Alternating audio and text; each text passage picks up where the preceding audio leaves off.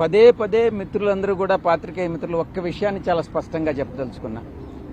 పదే పదే యూట్యూబ్ ఛానల్స్లో కానీ శాటిలైట్ ఛానల్స్లో కానీ సాయిరెడ్డి నెంబర్ 2 సాయిరెడ్డి నెంబర్ 2 అని నన్ను చెప్తున్నారు పార్టీలో.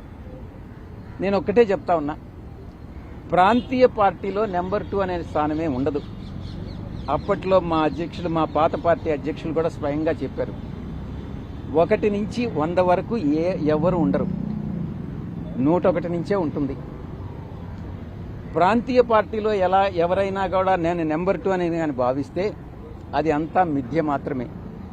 రెండవది, మీరు చెప్పినట్టుగా అధికారంలో లేనప్పుడు 2014 నవంబర్ నుంచి 2019 అధికారంలోకి వచ్చేంత వరకు మే 28వ తారీఖు వరకు పార్టీని సింగిల్ హ్యాండెడ్గా నేనే మోసాను.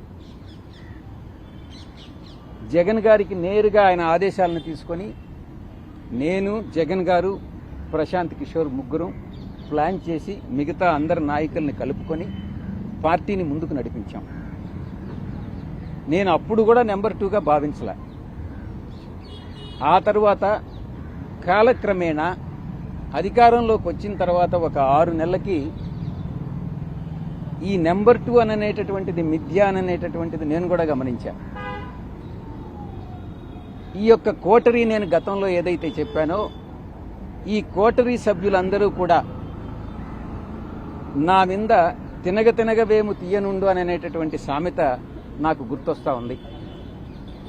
మా యొక్క నాయకుడికి, అప్పట్లో నాయకుడికి చెప్పి సాయిరెడ్డి ఒక వెన్నుపోటుదారుడు అవుతాడు, ఏ రోజైనా మీ యొక్క స్థానానికి ఆయన స్థానభ్రంశం చేస్తాడు అన్నటువంటిది ఆయనకి చెప్పి, నేనేదో కొన్ని వేల కోట్ల రూపాయలు దోచేశాను అన్నటువంటి అపవాదనంతా నా మీద మోపి, ఈ యొక్క కోటరీ ఆయన మనసును మార్చి నన్ను 2వ స్థానం నుంచి, మీరు అనుకునే 2వ స్థానం నుంచి స్లోగా తగ్గించుకుంటా నాకు ఇచ్చిన పదవులన్నింటినీ కట్ చేసుకుంటా వచ్చి నన్ను 2000 స్థానంలో నిలబెట్టింది.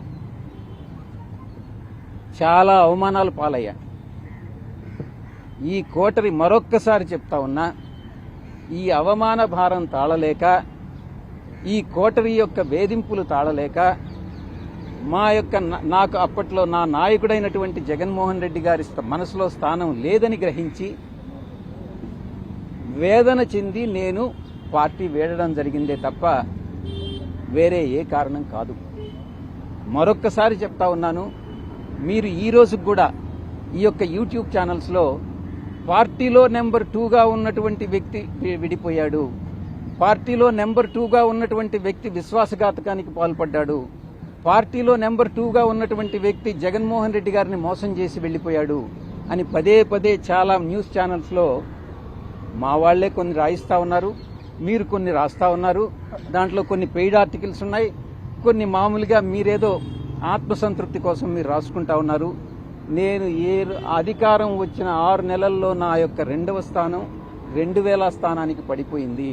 కాబట్టి దయచేసి నేనేదో నెంబర్ 2 స్థానంలో ఉన్నాను అన్నటువంటి విషయాన్ని మర్చిపోండి, తిరిగి రాయవద్దు అని మీకు అందరికీ కూడా విన్నవించుకుంటున్నాను.